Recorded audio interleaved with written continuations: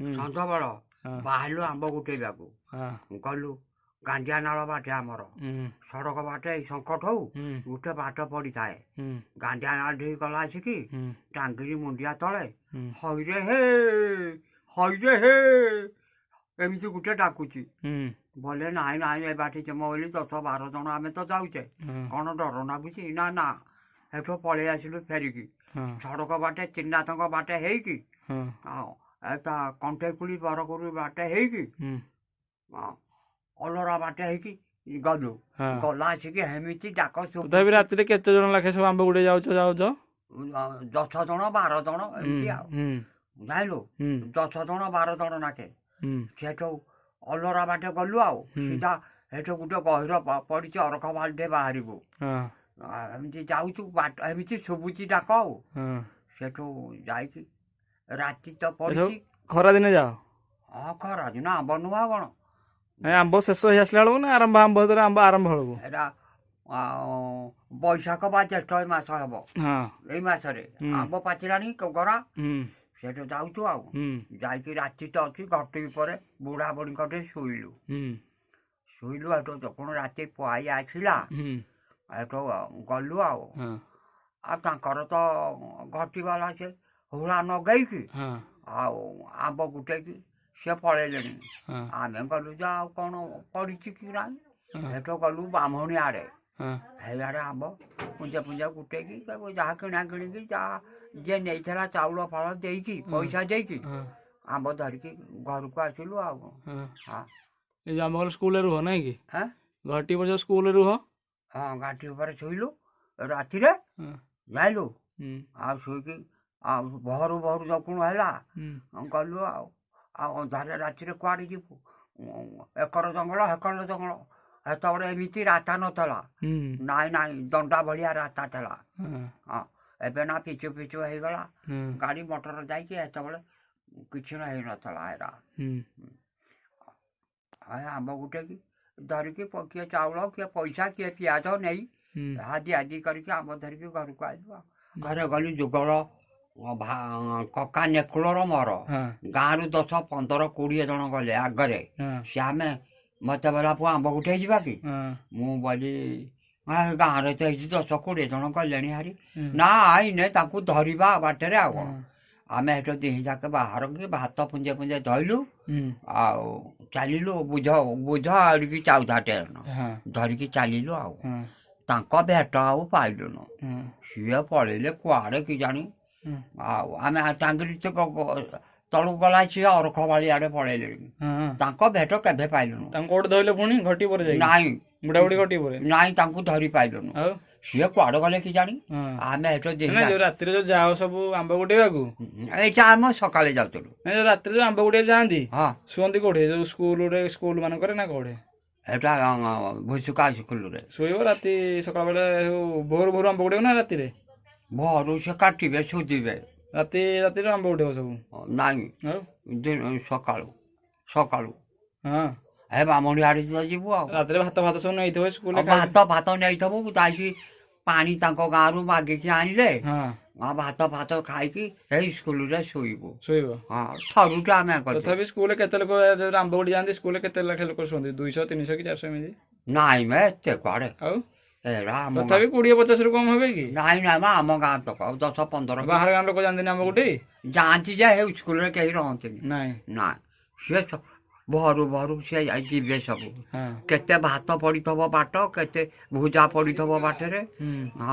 ସିଏ ସ୍କୁଲରେ ଆମ ଗାଁ ବାଲା ଶୋଇଥିଲୁ 10-15 ଜଣ ଯାକେ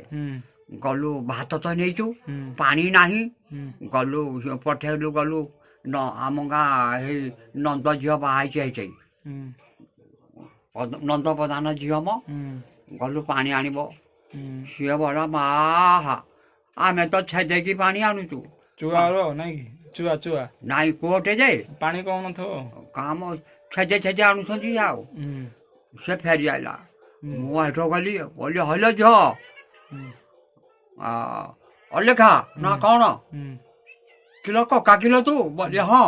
ମୁଁ ପୁରା ପାଣି ପଠେଇଲି ଭାତ ପୁଞ୍ଜେ ଖାଇବାକୁ ତୁ ନାହିଁ କଲୁ କ'ଣ ନା ତୁ ଆଇଛୁ ବୋଲି ମୁଁ ଜାଣିନି ସେଠୁ ବାଲ୍ଟିଏ ପାଣି ଦେଲା ନାଇଁ ହଁ ଦେଲା ରାତିରେ ଯୋଉ ଆମ୍ବ ଗୁଟ ହାତୀ ଫାତି ଭୟ ହାତୀ ରହିବନି ଯୋଉ ନିଆଁ ହୁଳା କରୁଛନ୍ତି ହଁ ତାକୁ ଦେଖିକି ହାତୀ ଭାଗିକି ଗୋଟିଏ ହାତୀ ଦେଖିବନି ହଁ ନା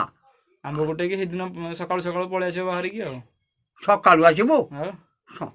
ଆଉ ଗାଁକୁ ଆସିଲା ଅଛି ରାତି ସକାଳୁ ଦିନ ଯାକ ରହିବୁ ହାଡେ ହଁ ହଁ ଦିନ ଯାକ ରହିବୁ ଭାତ ଫାତ ନେଇଥବୁ ଆଉ କିଏ ଭୁଜା ନେଇଥବ ଖା ପିଅ କରିକି ପାଣି ଫାଣିରେ ଆଉ ଆସିଲା ସେ ଗାଁକୁ କୋଉଦିନ ରାତି କୋଉଦିନ ସଞ୍ଜ ଆଉ ଆସିଲା ବସିକି ବାଟକୁ ସବୁ ଯାଇଥିବେ ହଁ ଅର୍ଖବାଳି ଯାକେ ଅଲରା ଯାକେ ତଥାପି କେତେ ଆମ୍ବ ବସ୍ତା ଲେଖା ଆଣ ନା ଦେଖିଆ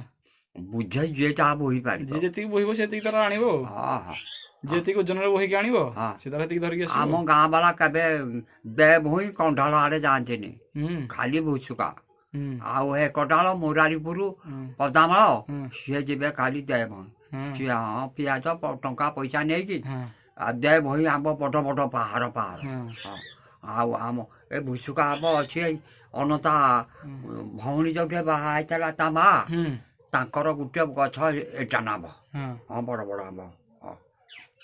ଆମ୍ବ ଗୋଟେ ଖାଇ ଖାଇକି ସକାଳକୁ ଅଯଥା ବାଟ ସେ ଘରକୁ ଫେରିବ ଆଉ ହଁ ମେଘ ପବନ ହେଲା ଦିନେ ଯେ ହୁଁ ଏଇ ଯୋଉ ଯାଇଥିଲୁ ହୁଁ ସିଏ ସବୁ ଫେରିକି ଆଇଲେ ତାମେ ଦିତାମି ନାକେ ଧରିକି ହଁ ଆମେ ଯିଏ ଯାହା ବୋହିଲୁ ହଁ ଫେରେ ମୁଁ 2-3 ଚାଉଧା ଥୋଇଥିଲି ଗୋଟେ ନଟିରେ ହୁଁ ମୁଁ ଆଉ ଗଲିନି କିଏ ନେଇଥବ କି ଜାଣି ହଁ ଏମିତି କରି ଆମ୍ବ ଝାଡ଼ି ତ ଦେଲା ତାଙ୍କ ଗାଁ ମୁଣ୍ଡ ଯୋଉ ତୁଟାଟା ହୁଁ ଏ ଆଉ ଝାଡ଼ି ତ ଦେଲା ଆମ୍ବ ଧରିକି ଯେ ଗଦା ହେଇଗଲା ସବୁଆଡେ ହୁଁ ଏ କିଏ କେତେ ବୋହିବ ମୋ ଆମ୍ବ ହୁଁ ଏଇ ନୀଳକଣ୍ଠପୁର ବ୍ରାହ୍ମଣ 10-12 ଜଣ ଯାଇଥିଲେ ହଁ ତା ସେ ଆସିଲେ ହଁ ଆମେ ତାଙ୍କ ପଛରେ ଆଇଲୁ ତାଙ୍କ ପତା ପାଇଲୁନୁ ପରା ହଁ ନା ନା ଆମେ ଦିହି ଯାକ ଆସିଲୁ ହୁଁ ଆସିଲା ବସିକି ବଢି ହେଇଛି ଗାଣ୍ଡିଆ ନାଳ ହୁଁ ଜାଣିଲୁ ହୁଁ ଗାଣ୍ଡିଆ ନାଳ ବଢି ହେଇଛି ଯେ ମୁଁ କେମିତି ଆସିବି ହୁଁ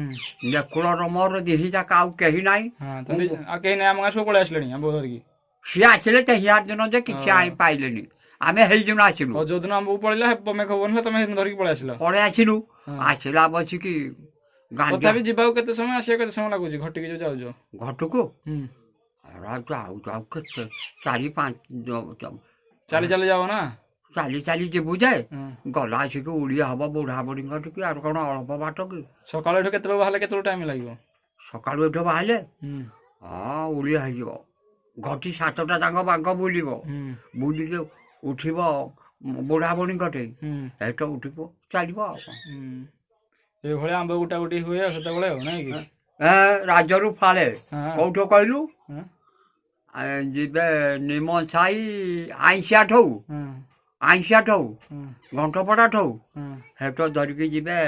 ଏଇ ଜାଗେ ପଦାମାଳା ଜାଗେ ହଁ ଏତିକି ଲୋକ ଯିବେ ଏମିତି ସବୁ ଆମ୍ବ ଗୁଟା ଗୁଟି ଏଇ ଟାଇମରେ ହୁଏ ଆଉ ନାଇଁ କି କିଆ ପଚାରୁଛି ଯାତ୍ରା ହଁ ଯାତ୍ରା ବାଉଁଶ ଧାନ ହଁ ହଁ ବାଉଁଶ ଧାନ ଏମିତି ହଁ ବାଉଁଶ ଧାନ ଯୋଉ ଡବାରେ ଆସିବନି ହୁଁ ଗଦା ଗଦା ହେଇକି ପଡିଥିବ ସବୁ କୁଲା ହୁଁ କୁଲା ଗୋଟେ ଗୋଟେ ନେଇଥିବେ ହୁଁ ଆଉ ବୁଝ ହୁଁ ଆଉ ଗୁରେ ଗାଡ଼ି ଶଗଡ଼ ନେଇଥିବେ ରହିବେ 2-3 ଦିନ ହଁ ଗାଡ଼ିରେ ଆଣିବେ ହଁ ଆଉ ଆମର ଗୋଟେ ଗୁଜି ଡୁଲିଟେ ଡୁଲି ଆମର ମୋ ମାଆର ମୋର କରିଥିଲୁ ହୁଁ ଚାଉଳ ହେରା ଭାତ ରନ୍ଧା ହବ ହୁଁ ଆଉ ଯାଉ କରିବୁ ହୁଁ ଭାତ ରାନ୍ଧିକି ଖାଇବୁ ଖାଚୁରୁ ନାଗିବ ବାଉଁଶ ଧାନ ଆମ ଛନେଇ ନାହାକ ଘର ସେ ଗୋଟେ ଡୁଲିରେ ଡୁଲିଏ କରିଥିଲେ ଏଇଭଳିଆ ସବୁ ହୁଏ ଆଉ ନାଇଁ କି ବାଉଁଶ ଧାନ ହଁ ହଁ ହଁ